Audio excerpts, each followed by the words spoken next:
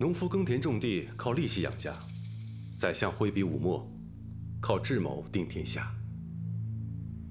那做先生呢？姜是老的辣。皇上将今年科举变革之事交给你了。是。答应了。学生不得不答应。真是教会了门生，饿死师傅啊！看这样，我只能在家里下棋了。啊，请相爷放心，学生知道自己是什么。是什么？相爷手中的一支笔。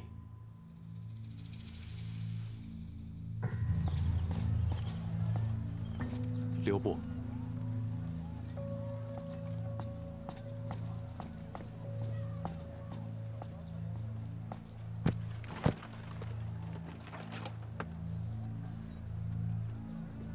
走。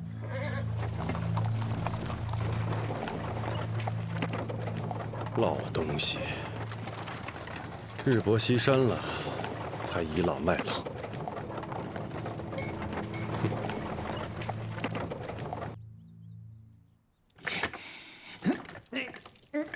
尹大人，尹大人不在，忙着呢。尹前辈，学生来拜见您。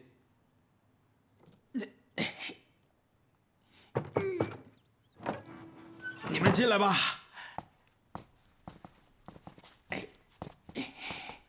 尹前辈，您作家，这些都是我制作的。哎，你们来的正好，省得我出去找人了。来，一人带个，一人带个啊！带个。要不这样，帮我试试。尹前辈，让他们两个试，学生有要事请教您。哦，好吧，你们两个把这些都试一遍啊。走，到客厅去喝茶。尹前辈，您身上这副枷锁不摘，多戴会儿，看看是什么滋味。包大人，哎，这戴上肯定打不开。哥，兴许这几年尹大人手艺长进了呢，试试吧。但愿吧。死了的3个人，都来自军中。那有什么奇怪的呀？一定是书生那笔银子惹了麻烦。尹前辈，学生的话还没有说完。当今驸马陈世美跟他们是同乡，当年他们是结伴一同来京考举的。包拯，你是开封府尹，案子与我没有半点关系，你找我干什么？学生隐隐觉得，这案子不是简单的谋财害命。你是说，案子牵扯到了朝廷？学生有些担心，能把朝廷事情看明白的，没人能跟您比，所以学生想来听听您的。你想听我说什么？哎，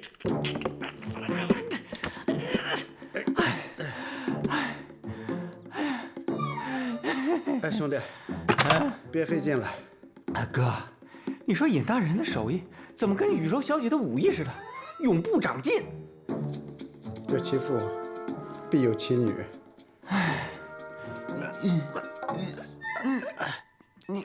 哎呀，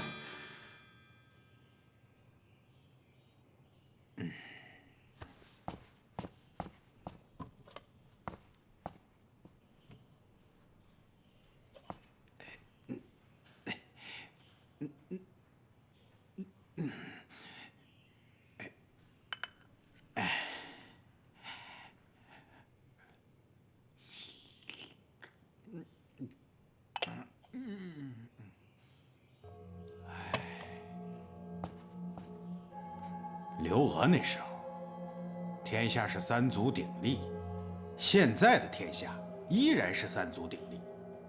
可是此3足，非彼3足了。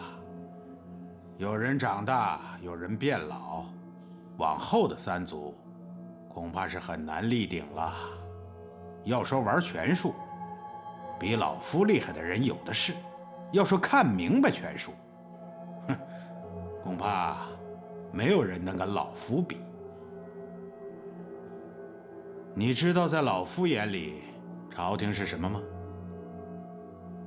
说大了是天下，说小了是马戏班。马戏班里有什么，朝廷里就有什么。马戏班，学生还是头次听到这样比喻朝廷的。你知道马戏班里驯猴师是怎么驯猴子的吗？小猴子长大了，有了自己的主意，不愿意听话了，驯活人怎么办？猴子最怕鲜血，驯猴人当着猴子的面杀一只鸡，杀鸡儆猴就是这么来的。听懂了？您是说陈世美是一只鸡？你说他是一只猴子，死了的3个同乡就是鸡。你说他是鸡，你懂得谁是猴子？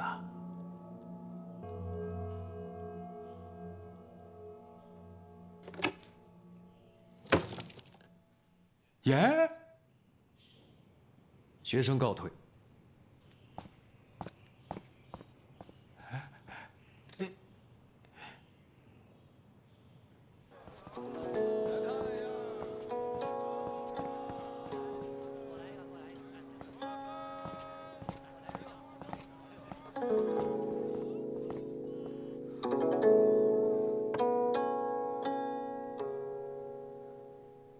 包知县，快请，就等你了。驸马，诸位同仁，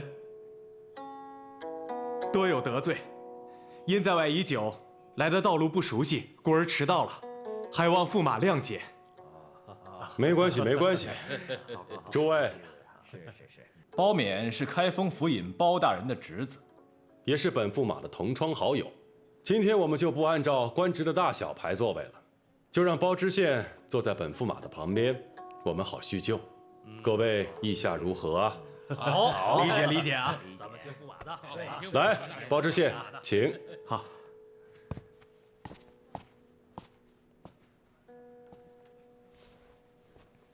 包知县，在座的虽然都是我们的同窗，但是他们现在在朝廷里都担了重任，官职最低也是从4品。诸位同仁，多有得罪，今日一席不能让大家破费，包勉做东以表敬意。不知包勉说错什么了吗？包知县，坐。啊。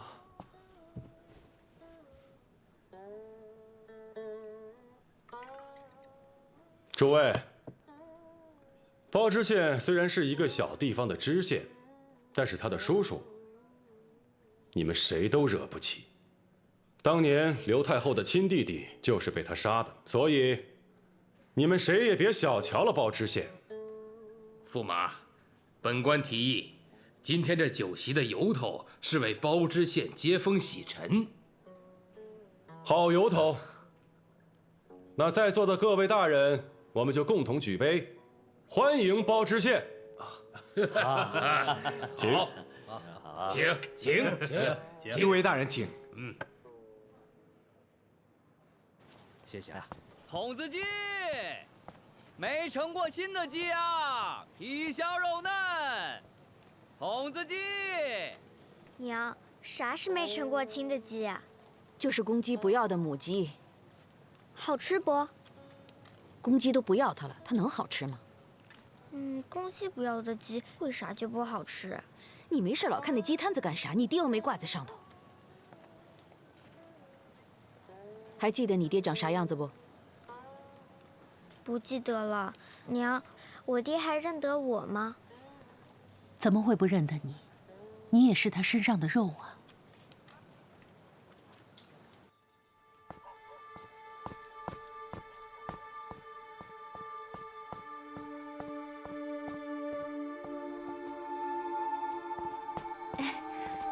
三黑，你回来了，快洗把手吃饭吧。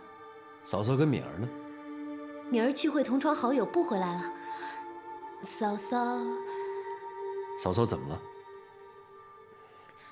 一下午，嫂嫂的脸比你还黑，做完了饭回了自己屋里就没再出来。你帮我去哄哄她。解牛还需拴牛人，你自己惹的事儿，自己去哄。你知道我从小就怕嫂嫂生气，咱们一起去，你在一旁帮帮我。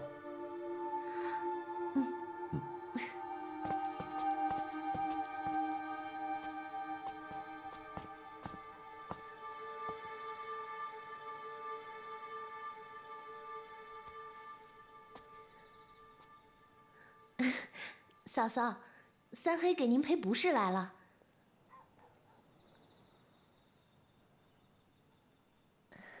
三黑说您和敏儿是他最亲的人，他怎么能错怪敏儿呢？这次的事情是凑巧了。三黑还说，敏儿这次回来就不让他再走了，在京城给他找一个官做，让嫂嫂天天都能见到敏儿。你们不用哄我，我没事儿。嫂嫂，今天的事情是我不对，可是我又不知道错在哪里。嫂嫂，您帮我找找。我怎么知道？嫂嫂，找不出错在哪里，同样的错三黑怕还会再犯。敏儿在不该出现的时间出现在了不该出现的人旁边，于公于私，我都应该先问问为什么。但是敏儿一路颠簸，嫂嫂也苦苦盼望，于情于理，我都应该让敏儿先回家见嫂嫂。啊，对，我知道哪里错了。哪里？于公于私，于情于理，嫂嫂错了。不对，说了半天，怎么是您错了呢？吃饭去，我饿了。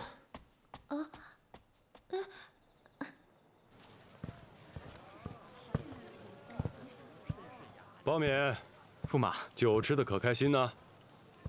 开心，能与驸马和昔日同窗共饮，岂能是用“开心”二字就能表达的？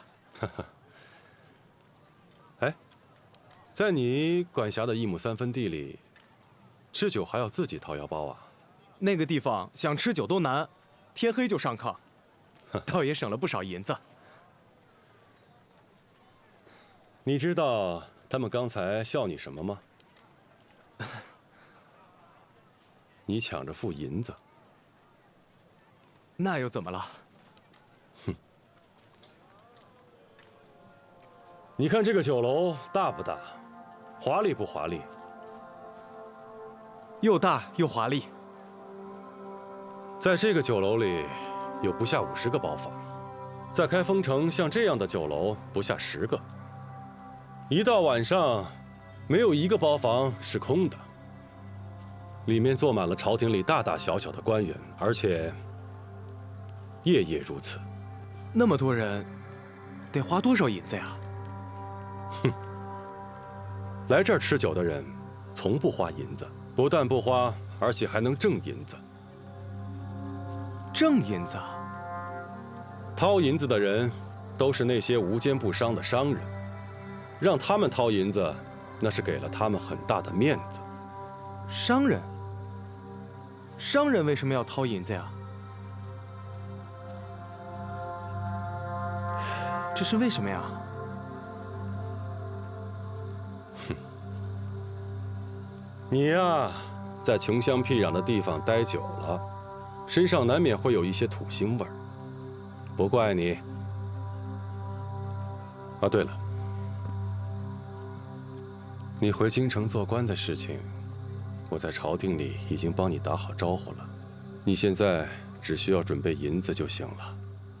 驸马，那得需要多少银子呀？7品虚值白银500两，7品肥缺再加1000两，一共1500两。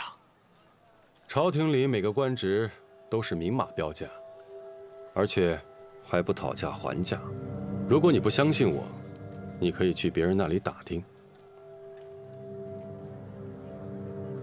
怎么了？羊毛出在羊身上，1500两买一个肥缺，我保证你不出1年，这些银子就全都赚回来了。1500两，不是一个小数字啊。1500两就是一个大数字啊。可是，我也拿不出来这么多呀。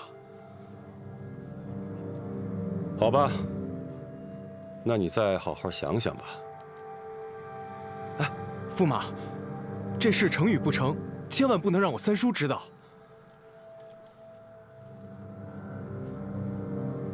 哼，只要你不说，他就不会知道。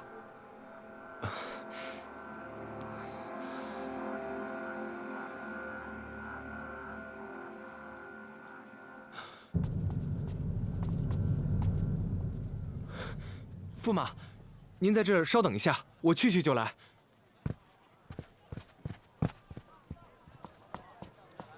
你们好，大叔。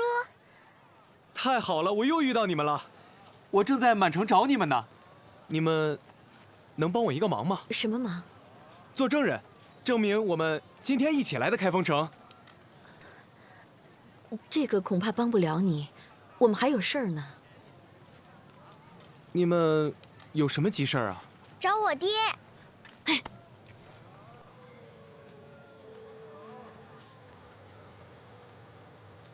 那你们要找的人找到了吗？找到了。夫人，你们要是人找到了，干嘛还拿着行李啊？你们要是有什么难事，我可以帮你们的。不用了。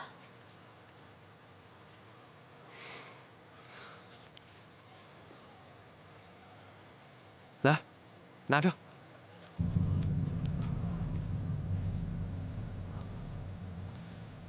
这怎么好意思呢？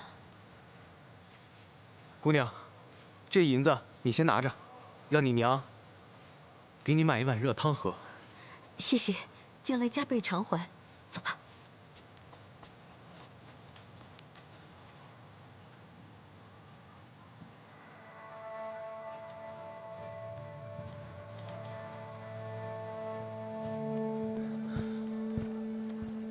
驸马，失礼了。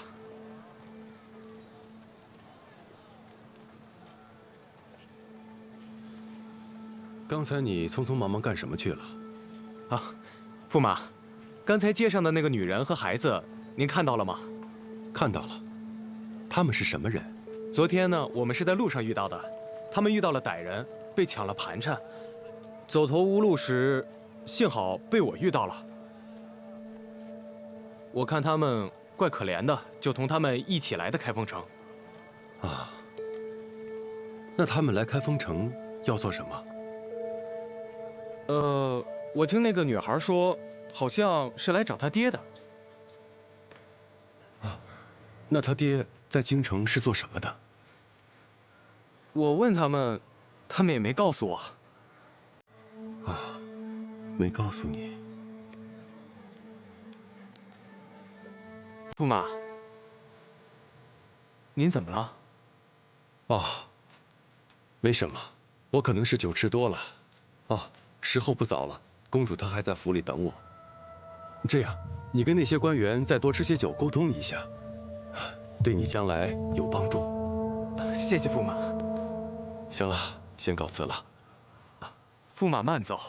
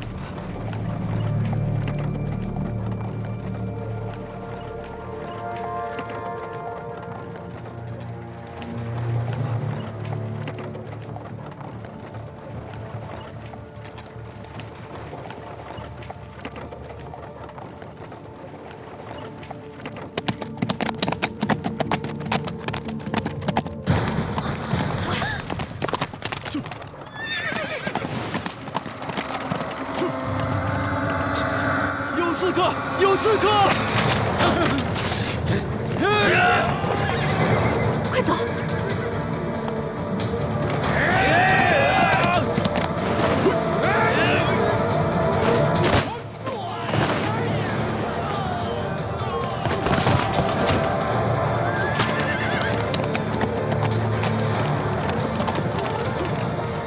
娘，出啥事儿了？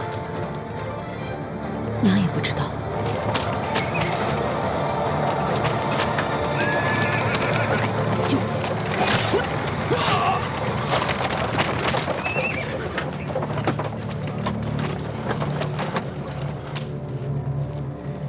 赶紧走！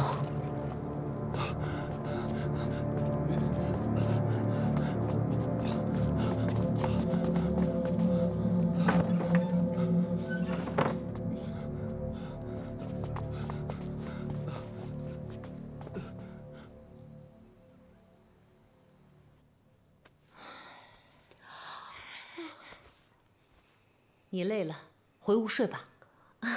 没事儿，嫂嫂，我不困。敏儿去哪里吃酒了？怎么还不回来？我去找找她。敏儿大了，再说她又做了朝廷的官，该有的应酬自然也少不了。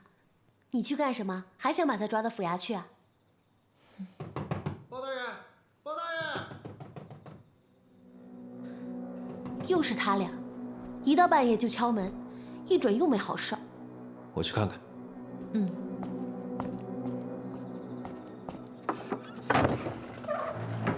包大人，包大人，出事了！出什么事了？驸马府的人来报，有人刺杀驸马。什么时候？在什么地方？说是刚才在驸马回府的路上。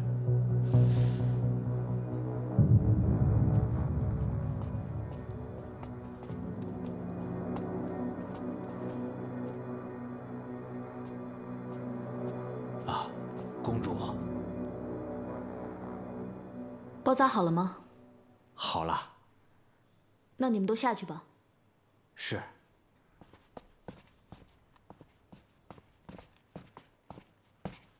走吧。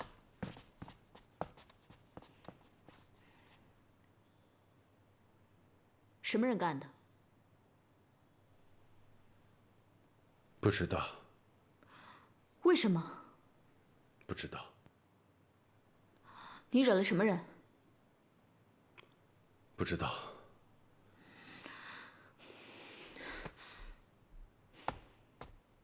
我敢惹什么人？包拯提醒过我，可是我没有听。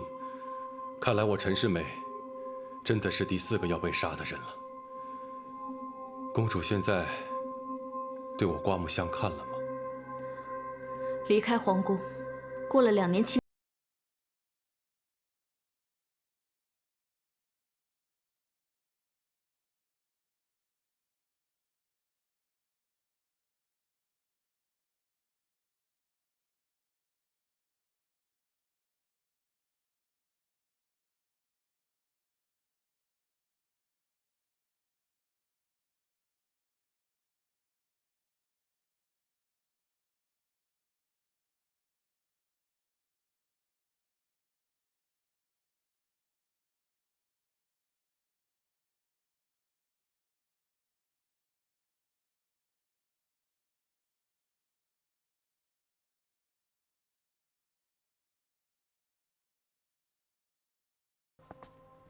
包大人，学生现在非常后悔，当初就应该听您的话。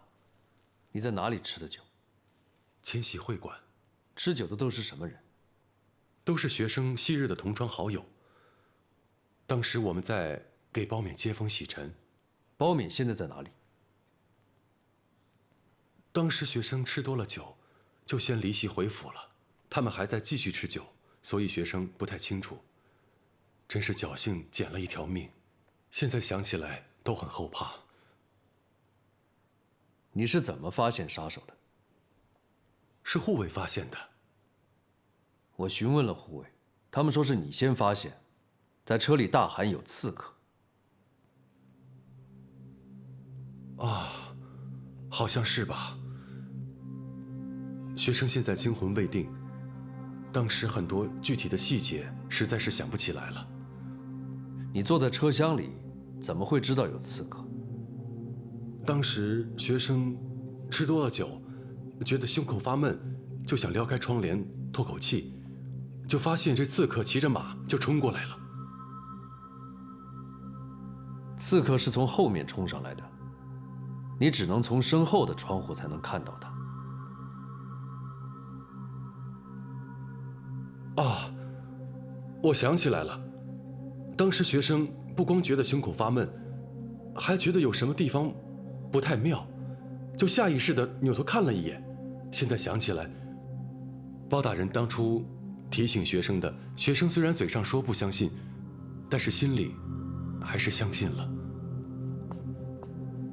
驸马爷，皇上身边的张大人来了，快请。是，请。包大人，你也在这里。张大人，夜惊动您了，皇上他知道了吗？皇上还不知道，我是从府里赶来的。哦。包大人，抓到凶手了吗？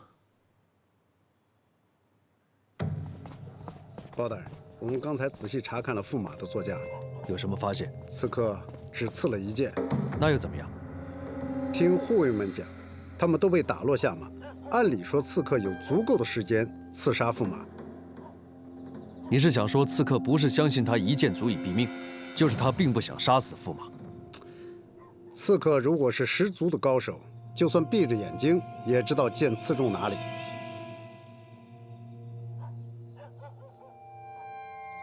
哎，包大人，咱们去哪里啊？去千禧会馆找包勉。刚才驸马在那里跟包勉吃酒。你们还想说什么？包大人，您是不是又要带免公子回府衙呀？回府衙如何？不回府衙又如何？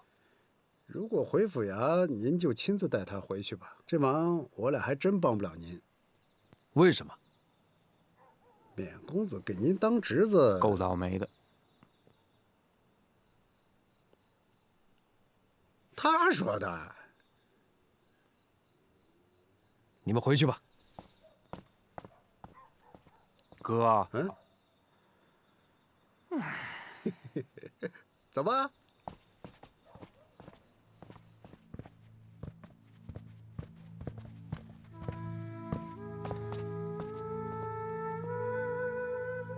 怎么回事？喝醉了。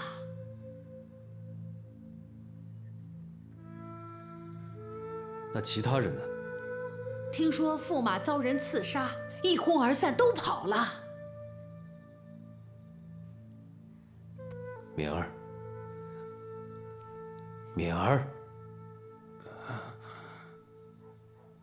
三叔，你带银子了吗？我的酒钱没带够。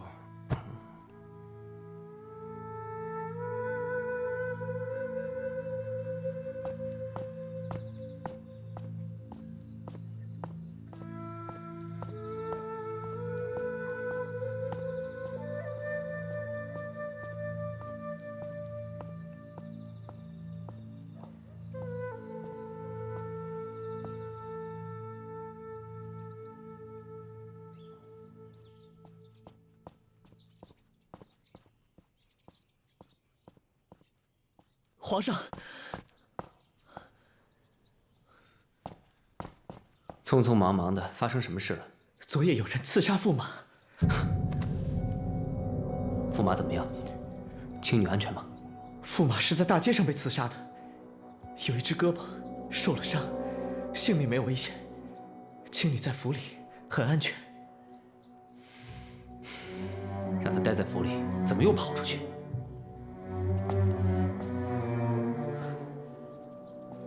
凶手抓到没有？凶手还没抓到，不知道是什么人干的。包拯和朕说有人要刺杀驸马，朕还将信将疑。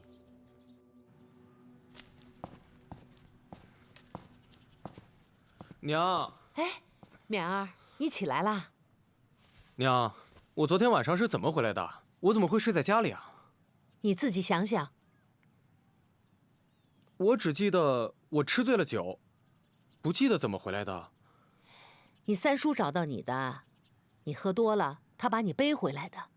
啊！我吃醉了酒，我三叔背我回来的。完了！我三叔肯定又要给我讲大道理。娘，我先回去，我三叔回来，您就说我还没醒。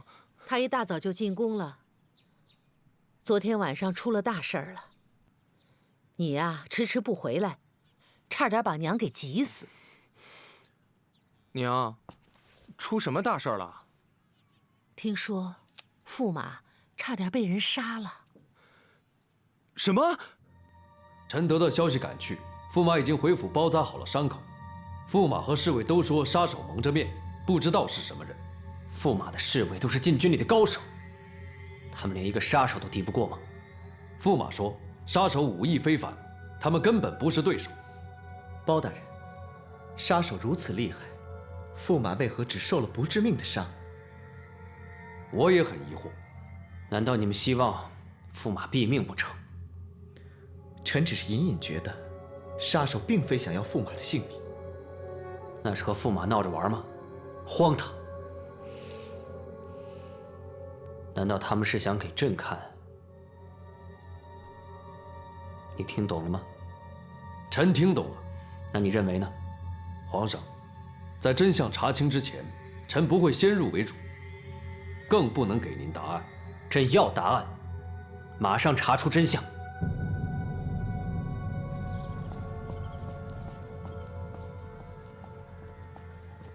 王朝马汉在哪里？让他们马上来接我。包大人，他们怕是马上见不了您。为什么？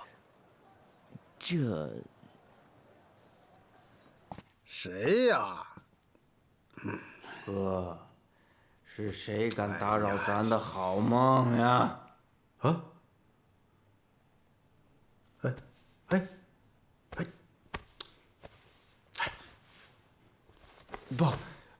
包大人，你们两个，身为开封府捕快，案子未破一个，日升三竿，竟然还在睡大觉。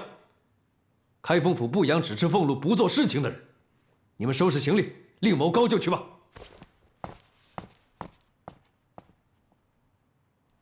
包子，包子啊，来一屉，哎，稍等啊，花布啊，有肉的，有素的，你看素的吧，哎，好，其实肉的，哎，花布啊，素的啊，哎，吃包子，花布啊，买花布嘞，热乎的包子啊，哎，好，哎，好嘞，您稍等，哎，好，花布，敲什么呀？没看到告上写着的吗？我们家有丧事，今儿不卖演。哎，不是，我是来找人的。找人？找谁啊？找你们掌柜的。哪个掌柜的？何掌柜。你们从哪儿来啊？均州。有什么事吗？来打听个人。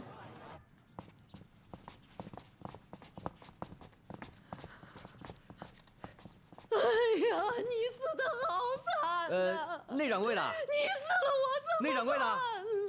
掌柜的老家来人了。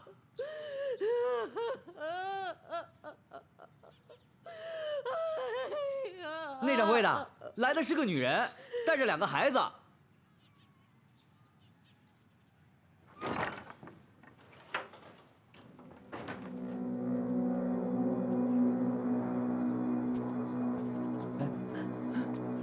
掌柜的，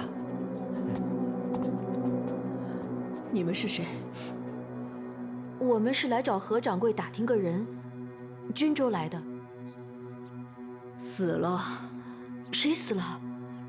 何掌柜，我的男人。怎么就死了呢？你要打听什么人？哦，我打听我男人，他叫岑望祖，跟何掌柜同一年进京的，都3年没他的信儿了。你怎么认识我男人？是我公婆在世的时候，何掌柜托人给我们家送过银子，接济过我们。我正愁找不着你呢，你倒自己送上门来了。你找我干什么呀？你说，我男人是不是你杀死的？你说我杀的，怎么可能啊？你还不承认？那掌柜的，快打他呀！打他！不是，我的！不许打我娘！不许打我娘！你告诉我，不是我！不许打我娘！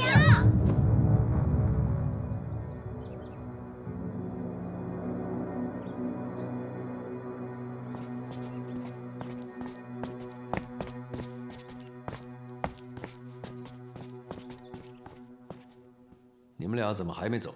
包大人，你口口声声把公平挂在嘴上，但对我们两个却一点也不公平。哪里不公平了？撵我们俩走就是不公平，说我们只吃俸禄，不干事情更不公平。我俩干捕快多年，跟着尹大人的时候破了不少奇案。包大人，你只看到我们两个睡到了日升三竿，却看不到我们两个为什么睡到日升三竿。昨天晚上我们两个破了一夜的案子，今天日升三竿的时候，我俩才钻被窝里睡觉的。休在这里无理取闹。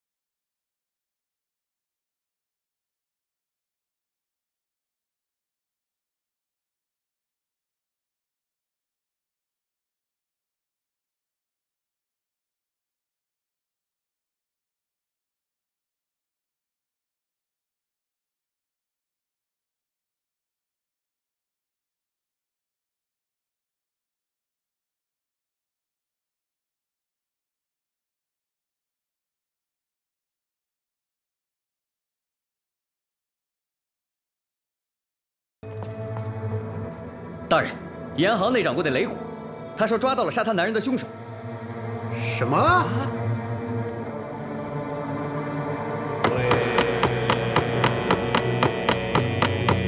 走，快点放手！别碰我，放开！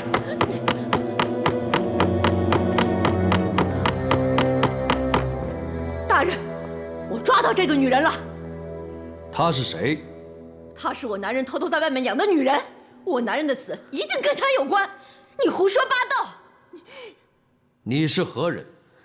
回禀大人，民妇秦香莲。你认识盐行何掌柜的？不认识。胡说！我男人为什么给你家银子？不认识。你找我男人干什么？大人，他误会我了。你刚才去盐行找过何掌柜？是。找他有什么事情？民妇进京是为了寻夫，去找何掌柜也只是打听我男人的下落而已。大人，他是个骗子。他说他男人跟我男人是同乡。当年进京考功名，我男人同乡我都认识，就没有他说的这个人。我娘不是骗子。你男人跟何掌柜一起考科举的？是。你男人叫什么名字？岑望祖。他是哪里人？是均州人。大人，我男人昨天刚死，他今天就赶到了开封城，这说明他肯定就在开封城里。你先出去，我要单独问询他。大人，出去等候。是。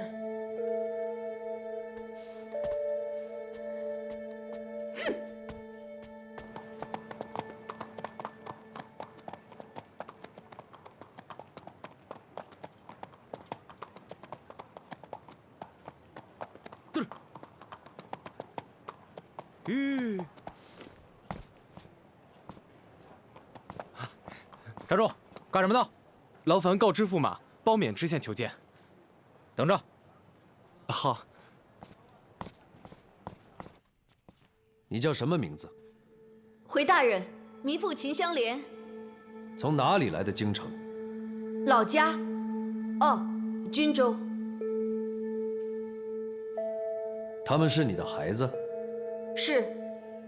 他们几岁？叫什么？女儿叫冬妹，冬天生的，今年8岁了。儿子叫秋哥，还不到3岁。不满3岁。哦，我男人也不知道他有这么一个儿子，是他离家一段时间之后，民妇才发现有了身孕。你男人离开至今，可曾有书信给过家里？没有，民妇四处托人打听，也没查到什么。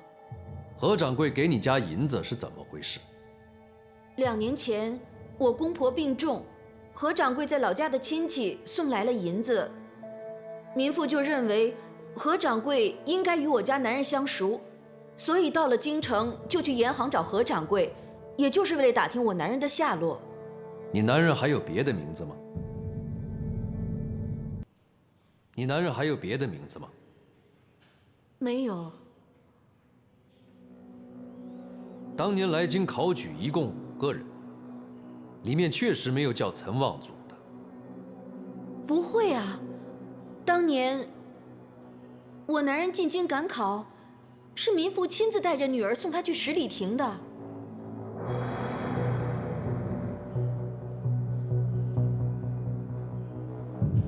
夫人，随我来。昨夜驸马走后，我吃醉了酒，醒来已是今天早上。我娘说是我三叔将我背回家的。起床以后就听说昨夜驸马遇了险，吓了我一跳。我三叔他还真说对了，真的有人想谋害驸马。什么人胆子这么大呀？你问我啊？应该去问你三叔啊，他在办这个案子，难道他就没给你透露点什么吗？早上我醒来时，他已进宫去面见皇上，没有见到他。不过驸马放心，案子在我三叔手里，肯定会查个水落石出，凶手跑不了。那是。这么说，皇上也知道了。驸马遇刺这么大的事，肯定会惊动皇上的。包勉兄弟啊，你回京做官的事情想得怎么样了？驸马，我今天是来探望您的，调职的事情以后再说。探望我，咱们俩就没有这个必要了。不过你的事情往后再拖的话，想回京做官的人可排着长队呢。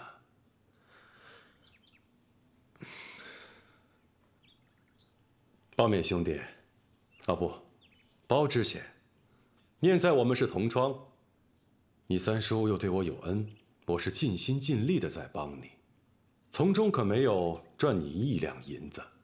这个我知道，包勉感激不尽。只是有什么话就痛痛快快说出来。我跟你之间还有必要藏着掖着、吞吞吐吐的吗？驸马，这1500两白银，我是的确拿不出来啊。那好，本驸马帮你拿。那怎么可以？驸马已经帮了我那么大的忙了，再说，那么多银子，我也还不上。我说过让你还了吗？不还，不是白送给我？那更不可了。包勉受宠若惊了，不知驸马为何那么关照包勉？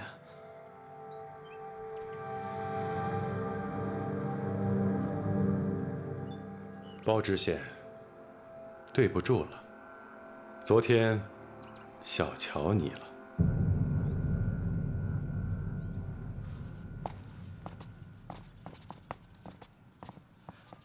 包大人，包大人，夫人，这2日，京城接连出了3起命案。当年均州来考仕途的5个人，有3个人躺在里面。您是说，我男人有可能躺在里面？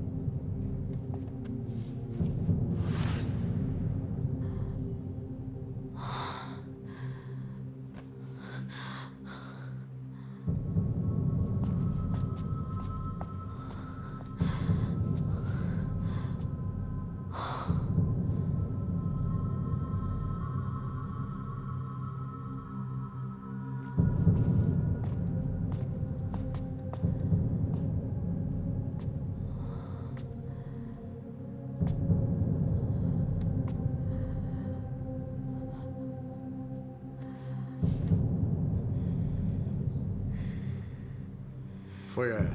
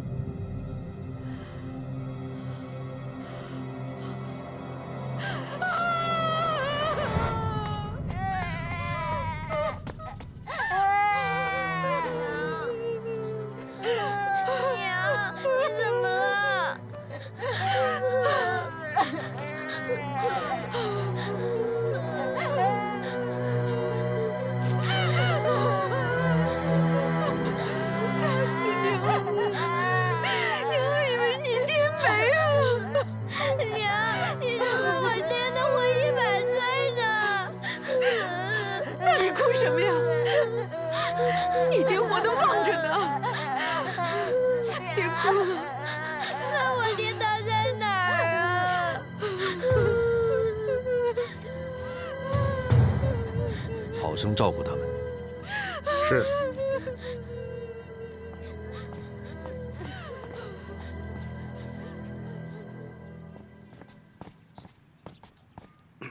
马汉，你说那个女人如果说的是真的，那她男人一定是韩琦和驸马其中的一个人。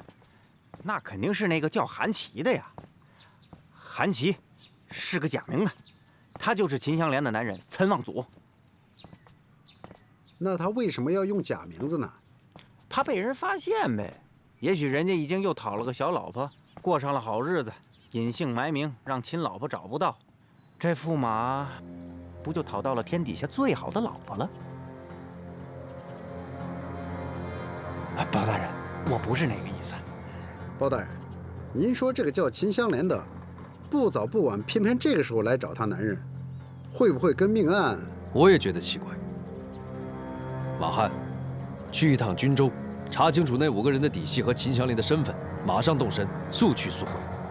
包大人，您还是换别人去吧，我得另谋高就啊，换个地方吃饭。现在不是开玩笑的时候，重点查驸马和那个韩琦，悄悄地查，不能走漏消息。是，把秦香莲母子留在府里，不要让他们私自寻找，免得节外生枝，把事情搞得更加复杂。告诉严行那个内掌柜的，不许乱说。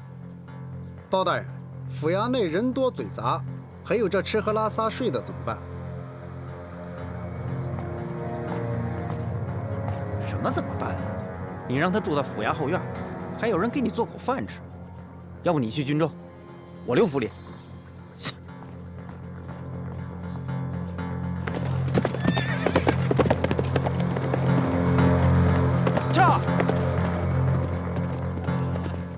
夫人，我们查过了，当年从军州来京考科举的一共5个人，除了你刚才见到的3个，另外2个人，有一个叫韩琦。那不是我男人，还有一个呢。我只能告诉你，那个人不叫岑望祖。他们俩也被杀了吗？大人，那我去哪儿能找到他们？兴许他们知道我男人的下落。那个叫韩琦的1年前就不知去向，我们也在找他。不知去向，那不是还有一个吗？你见不到他，我不能告诉你为什么。那我上哪儿去找我男人呀？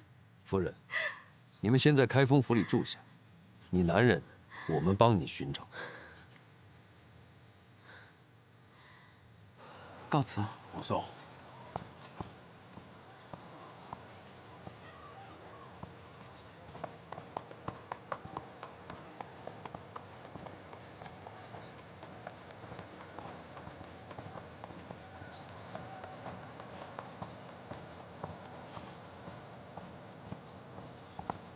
站住！干什么呢？啊，我找驸马。这是驸马爷请的郎中，给驸马疗伤的。快请，快请。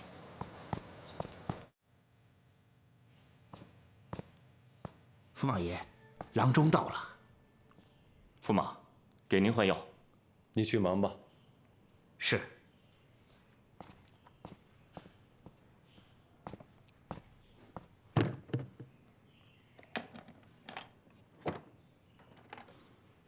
你的刀法还真是精准。我下刀你放心。现在连你也受伤了，就不会有人怀疑那3个同乡的死跟你有关系。他们已经到开封城了。谁？秦香莲。在哪儿？昨天晚上你刺杀我的时候，他们就在你身后。他们看见你了？没有，不过我感觉他们在找我。该解决的麻烦，我已经替你解决了。他们找不到你。你知道是谁让我见到他们的吗？谁？包勉。包勉。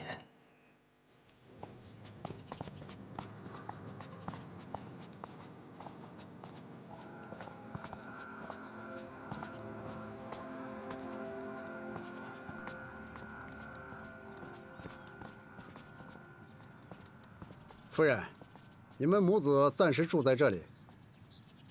我们不住这儿。站住！没我允许，你们出不去。我们又没做坏事，你为什么要把我们关在这里？这不是大牢，这是开封府的后院，我也住在这里。我们为什么要住在这儿？我还要去找孩子他爹呢。孩子他爹，我们帮你找。这些日子没我允许，不许出去。为什么？不为什么，为你好。哎，你把我们关起来，怎么还成了为我们好了？不要问那么多，以后你就明白了。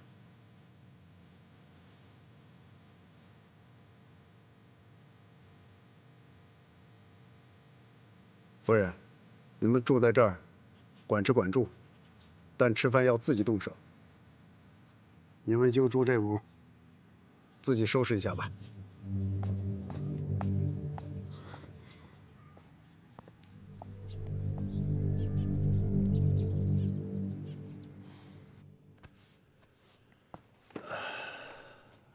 包勉说在路上遇见他们，你信吗？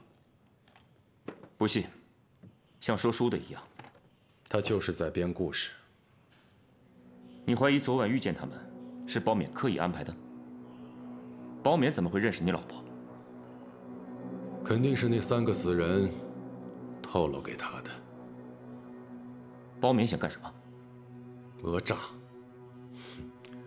他想回京城做官，却口口声声跟我说没钱。如果是这样，包勉一定知道那3个人是谁杀的。这些都是包勉设计好的，他是在提醒我，别让我小瞧了他。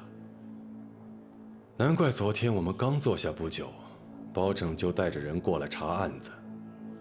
包拯，他也牵扯其中。如果事情真的是这样，那还好办了。能用银子解决的麻烦，那就不是麻烦。包拯铁面无私，包勉打死也不敢让包拯知道他的事情。如果包拯不知道，这件事情就好办了，就让包勉去跟那3个死人作伴。不行，现在还不是时候。已经够乱了，多一事不如少一事。而且我已经给了他银子，封了他的口。这笔账咱们秋后再算。现在最关键的是让秦香莲回家去，不要让她再来找我。这笔买卖，你做不做？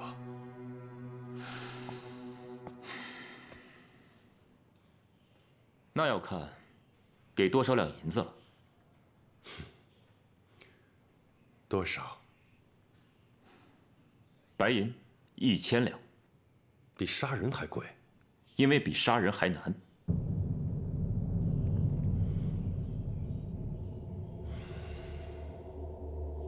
好，我答应你。我不认识你老婆，也不知道他们在哪儿。跟着包勉就能找到。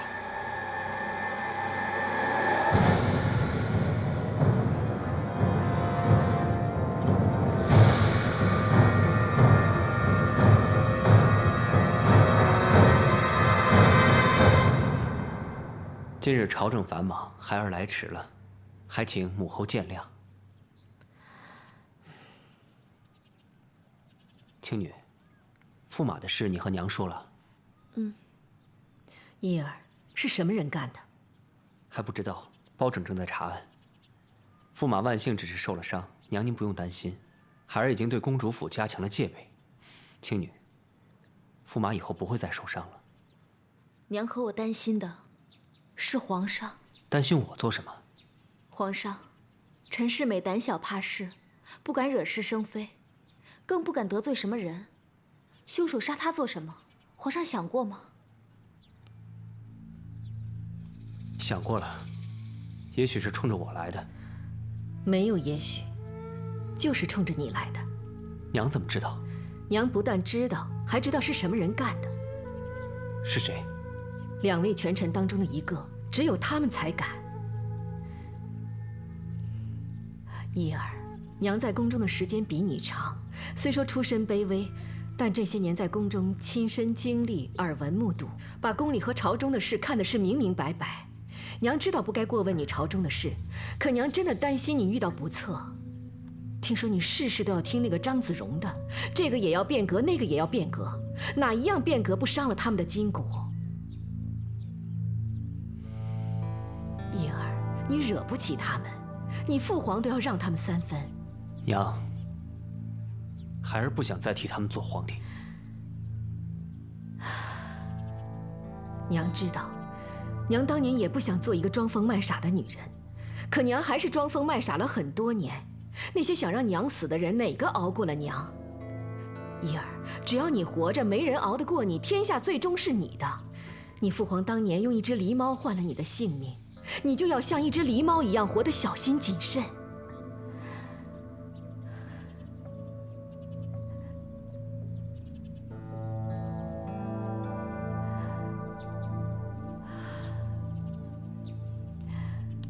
伊儿，听娘的话，活到最后，才是真正的赢。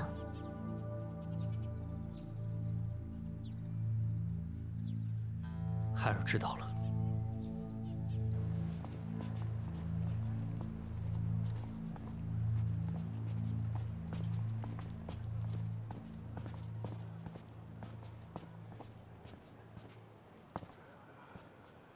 张大人，我就知道你会在这儿等我。王大人，我们2个人只有在光天化日之下见面，别人才不会紧张。我听说昨夜开封城里很热闹啊。张大人，你是说驸马遇刺的事件？这开封城从来都是夜晚比白天热闹，暗处比明处热闹。驸马遇刺只不过是让开封城的夜晚锦上添花而已。是锦上添花呀，还是敲山震虎啊？张大人，你真把驸马当成山了？王大人，您不会认为这山是我敲的吧？谁敲谁知道。张大人，咱们快进宫吧。我们在光天化日之下说久了，也有人紧张。行。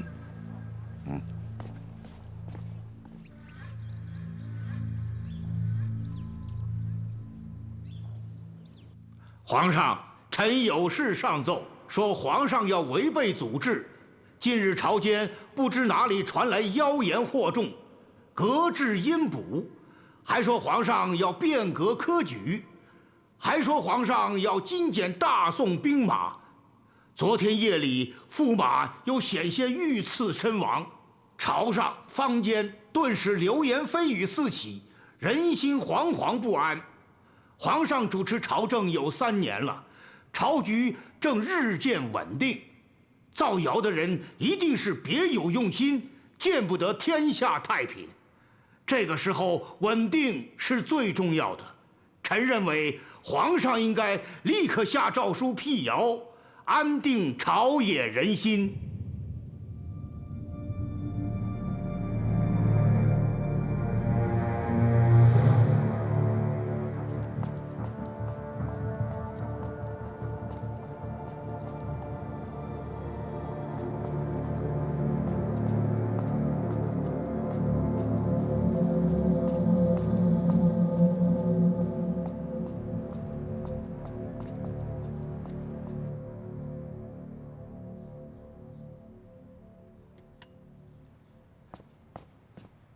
包大人，尹大人来了。保长，老夫的新枷锁制成了，结实牢固，拿到大牢里试试。不用试。为什么？做枷锁的人把自己都给锁住，打不开了，更别说犯人。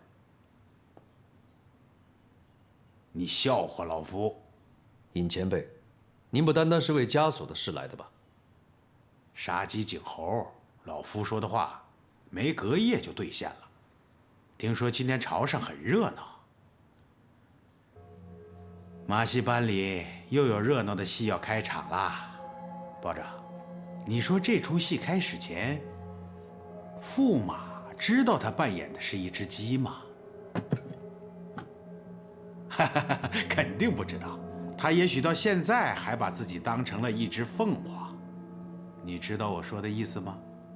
尹前辈是来提醒学生的。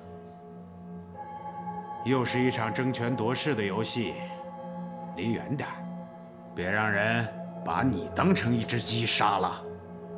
谢谢您的提醒，尹前辈。今天又发生了一件事情，案子比您想的还要复杂。哦，这是什么？秦香莲是什么人？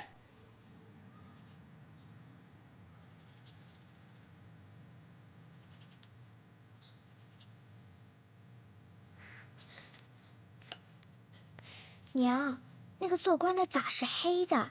吓死我了！做官的都是黑的吗？要都是，咱们找到我爹以后，别让他做官，像个鬼，吓人。娘，饭好吃，你怎么不吃呀？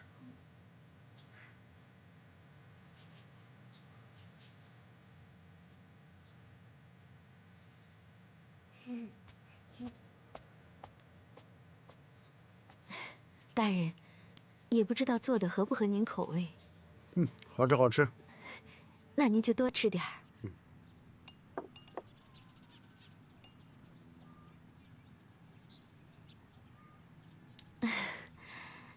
大人，有个事儿想问问您。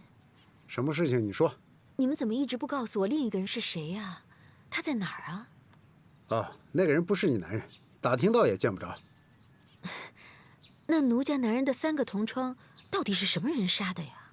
我们也不知道，这不正查着吗？你问这干什么呀？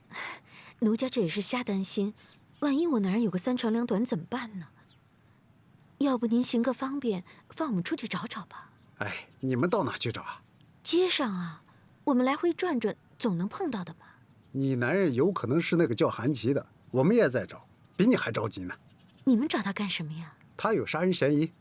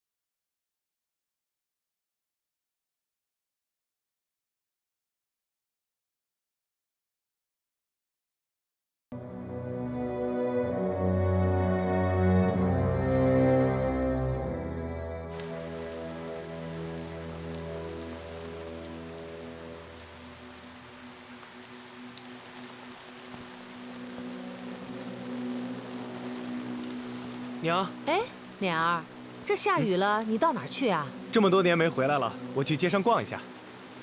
早点回来啊。嗯，好的，娘。走了。嗯。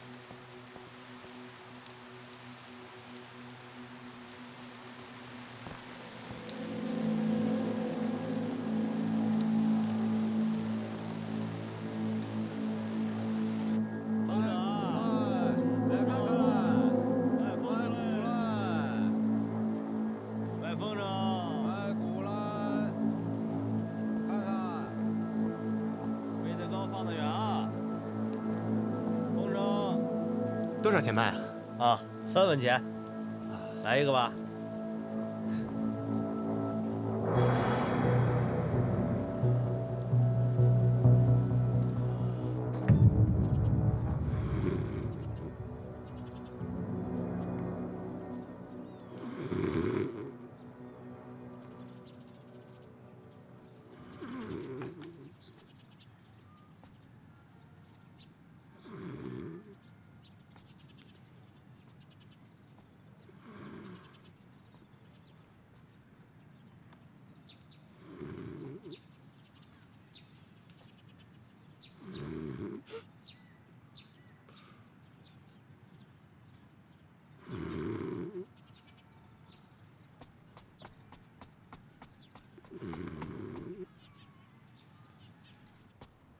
怎么样？娘，那个人睁着眼睛打呼噜，我也不知道是睡着了还是没睡着。娘，他们为啥不让咱们出去找我爹呀？他们也在找你爹。他们为啥找我爹呀？你哪儿那么多为啥呀？咱们不找你爹了。为啥？你爹现在惹了麻烦，如果咱们找到他，反而是害了他，到时候你就真的没爹了。娘，我爹有了啥麻烦？娘也不知道。娘，找不到我爹，我也没爹了。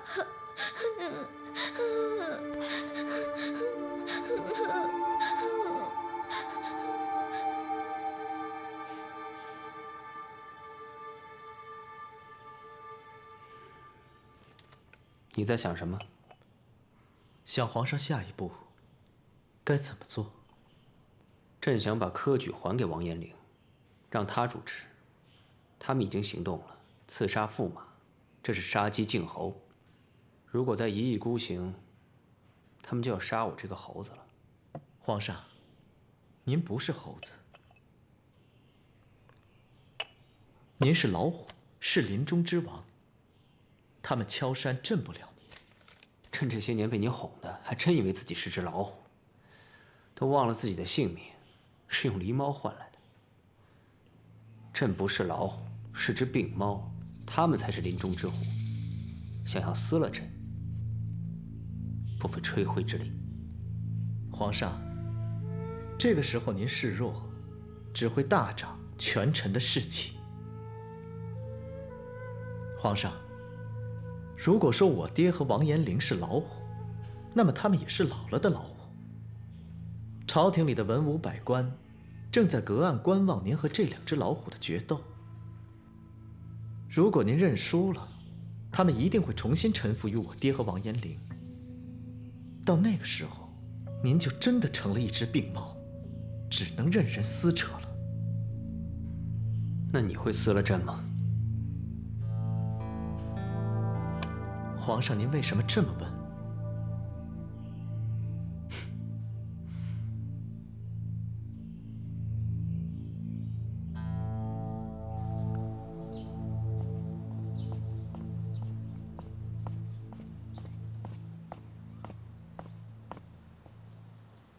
爹，您找我有事？前天驸马遇刺，今天朝上就有人逼皇上下诏书辟谣。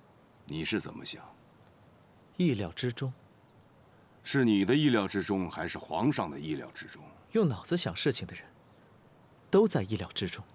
发生这些事情，一点悬念都没有。哼，没有悬念，也就没有回旋的余地。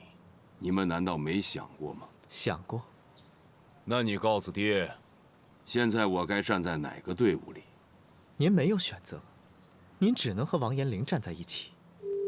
您想像尹若昭一样，做个卸甲归田的闲人，但您做不了尹若昭。我跟王延龄，你们动哪一个，都是鸡蛋碰石头，居然还敢让我们两个联合在一起！我劝你们，现在停下来还来得及。真逼得我跟王延龄联手的话，到那个时候，你们才是骑虎难下。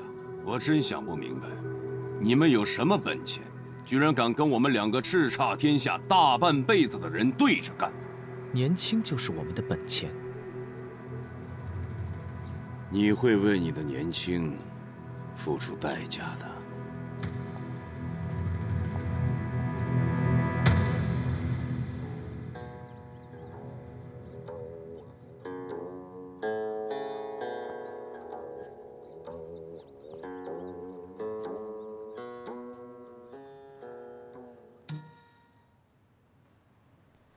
什么事啊？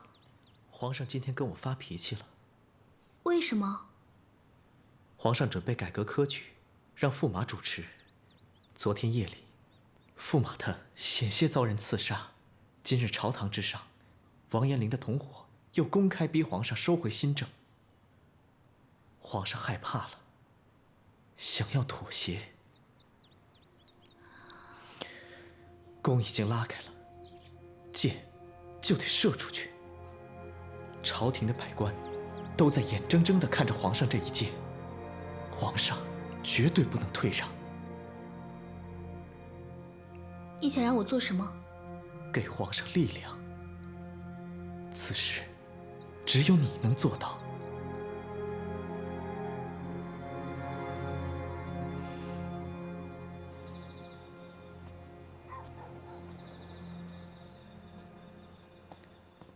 婶婶，敏儿，敏儿，你都要急死婶婶了，我正要上街去找你呢。婶婶，我三叔回来了吗？回来了，饭菜都上桌了，就等你了。婶婶，昨晚吃醉了酒，我这一天心里都慌慌的，天不怕地不怕，就怕我三叔给我讲道理。一会儿他说我，您可得帮我。放心，他要是敢跟你讲道理，我和你娘就给他讲道理。走吧。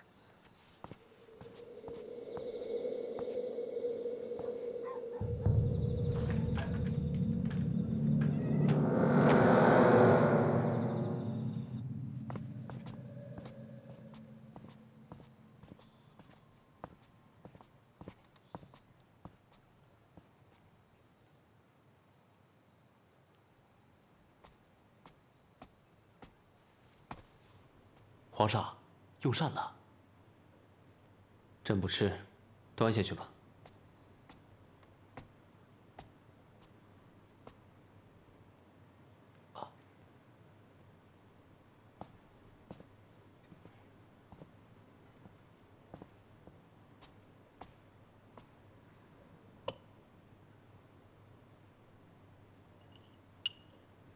朕不是说不吃了吗？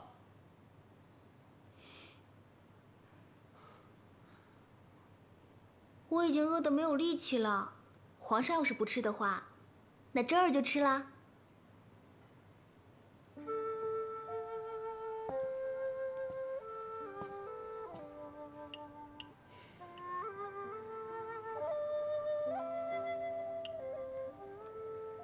你说你肚子饿得没力气，为什么看着朕不吃？看着有人吃得香，这儿就有力气啦。假话，净会说好听的哄朕。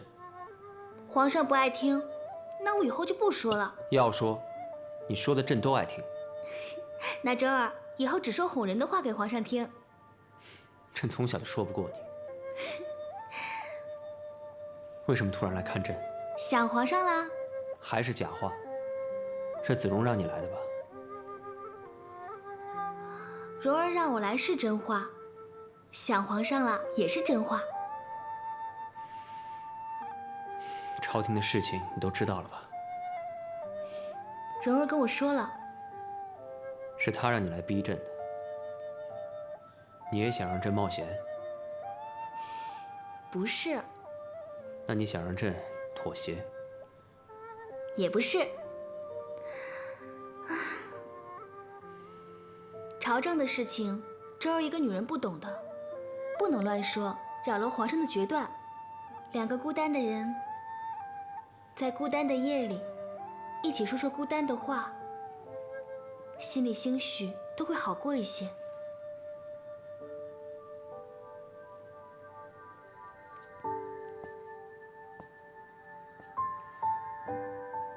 周儿，你知道朕这些日子总想起什么吗？朕总想起刘太后。当年她把朕挡在身后的时候，朕在背后看到的都是她的不好。如今朕孤零零地站在前面，才知道她对朕有多么重要。没有了遮掩，朕孤零零地站在太阳下，也没有遮凉的阴凉。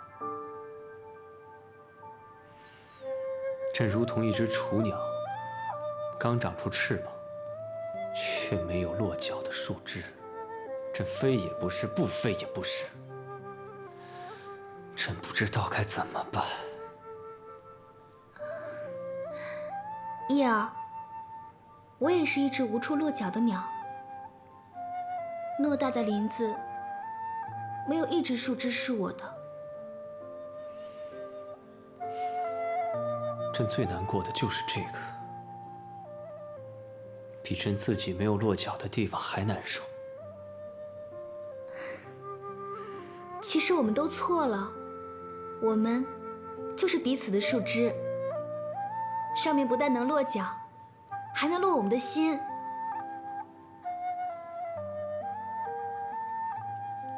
心有地方落了，我们就一点儿也不孤单，对吗？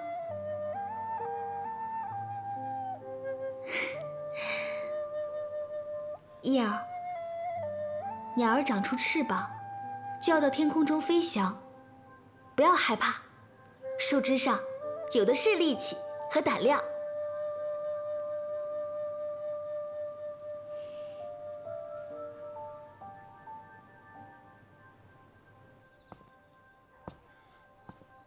三叔，有事情吗，敏儿？三叔，您怎么没有跟我讲大道理啊？您不讲，我这心反而更慌了。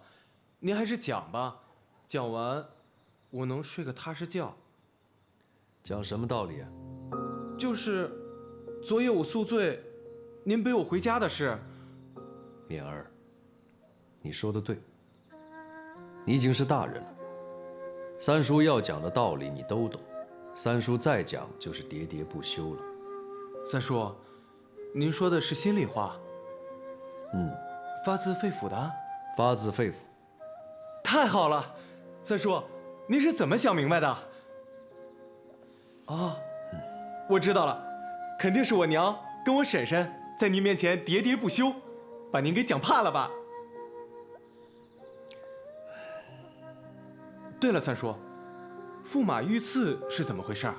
凶手查到了吗？敏儿，昨天驸马为什么要为你接风？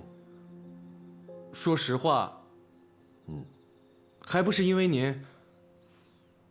跟我有什么关系？您忘了，当年要不是您查清了张子雍舞弊的案子，为他洗脱冤屈，他就没有今天。那驸马为何又提早离席走了？您这样一说，当时他确实有点怪怪的。怎么怪怪的了？当时我们聊得正欢，他神情紧张，突然就匆匆离去。神情紧张？对。你们说什么了？啊？敏儿，告诉三叔，这个很重要。他笑话我是个冒着土腥味的七品芝麻小官，只知道自己那1亩3分地。他说他在跟我讲为官之道。那他为什么又匆匆走了呢？他说公主在家等他，他得赶紧回去。公主在等他？对。还发现什么端倪没有？好像没有了。敏儿，刺杀驸马的案子很复杂，这些日子最好不要跟驸马走得太近，以免惹上麻烦。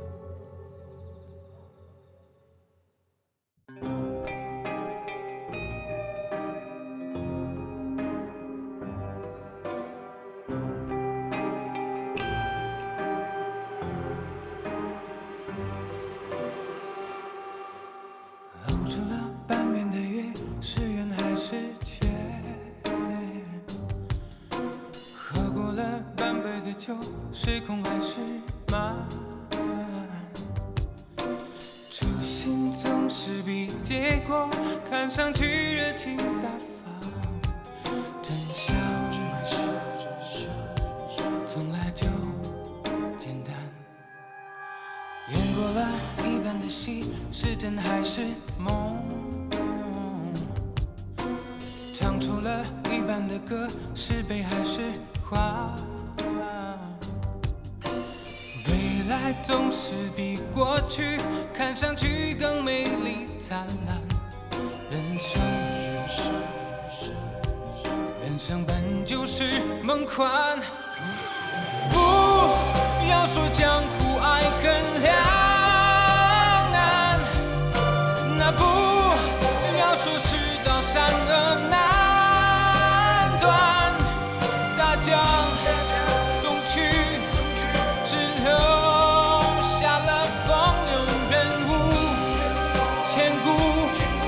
流传，